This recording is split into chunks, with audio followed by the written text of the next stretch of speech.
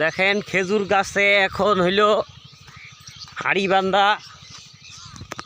আমরা এখন রাস্তা দিয়ে যাইতাছি। এই যে খেজুর গাছে হাড়ি বান্ধা, এই যে রস হইতাছে। এই যে প্রতিটা গাছ, এই যে শস্যার ক্ষেত আর শস্যার ক্ষেত পুরাটাই। পিছনে এমনি খেজুর গাছে হাড়ি বান্ধে বান্ধে রস হয়, এইটা দেখেন। দেখেন আমরা এই যে যাইতাছি, চলে যাইতেছি। এটা মাঠ, মাঠের ভিতরে আমরা আছি। পুরাটাই শস্যার ক্ষেতে সূর্য ডুবে যাইতাছে।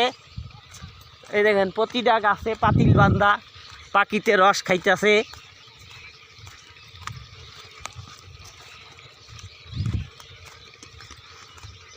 যে খেজুরের রস খান, এই যে সেলো মেশিনে যে এইখানে পানি উঠে, ওই যে পানি মেশিন।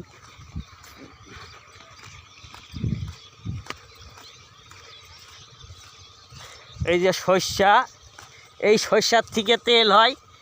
এই দেখেন দানা ধরা শস্যা, এই যে শস্যাগুলা দেখেন। এই যে শস্যা দেখাইতেছি, শস্যার ক্ষেত।